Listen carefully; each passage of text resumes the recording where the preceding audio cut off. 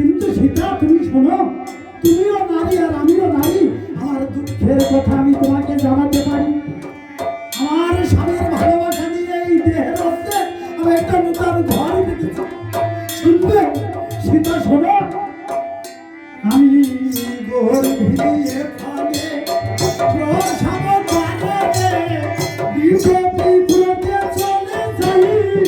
তুমি জানো না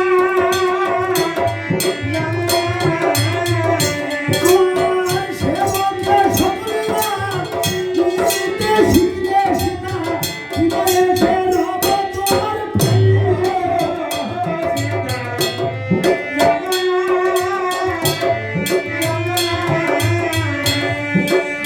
শোনো সীতা গো, আমার কুঠিরে নিয়ে বাসায় নিয়ে প্রসাদ করি। আমার বাচ্চাগুলো যখন নিজ নিজ হার সংগ্রহ করে খেতে শিখবে, সেই দিন আমি তোমার কাছে ধরা দেবো। তোমার এই রাজ্যের এক পাশে একটু বসার জায়গা দিও। এই স্বর্ণ পিঞ্জরের নাই প্রয়োজন, শুধু একটি মাত্র বসার জায়গা দিও তোমার রাজ্যে।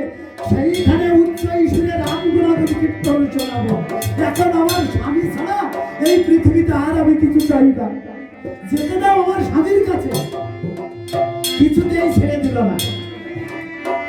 প্রসাব বেদনা শুরু হয়ে গেছে। শাড়ি পাখি প্রসাব যন্ত্রণায় ছটফট করছে আর বলছে, সীতা এখনো হাতে সময় আছে, মনে হয় আমি আর বাঁচবো না।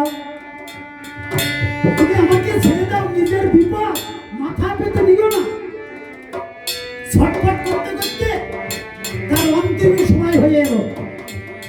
অন্তিম সময় করজোড় করে সুখ পাখিকে বলছে, প্রভু ও স্বামী, তোমার মুখে একটু হাসি দেখবো বলে মনে আশা ছিল, কিন্তু এই অবধ বালিকা সীতা তোমার কাছে আর আমাকে যেতে দিল না।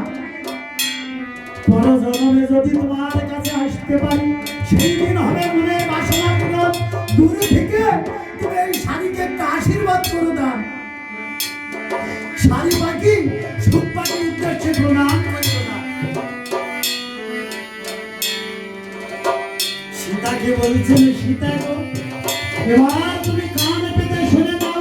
আমার স্বামীকে হারা হয়ে যেমন ভাবে এই তোমার কাছে আমি জীবন বিসর্জন দিতে চলেছি, তুমিও একদিন স্বামীকে হারা হয়ে পরে যে প্রসাব করবে, সেই দিন বুঝবে এই প্রসাবের কি বেদনা, কি ভয়াবহ জানা স্বামীর ছাড়া। অভিশাপ করিল না। ওগো হরি হরি বলিয়া শাড়ি পাখি আমার তেজিল জীবন। আমার এইখানেতে সীতার বনবাসা পালা হলো সমার পর।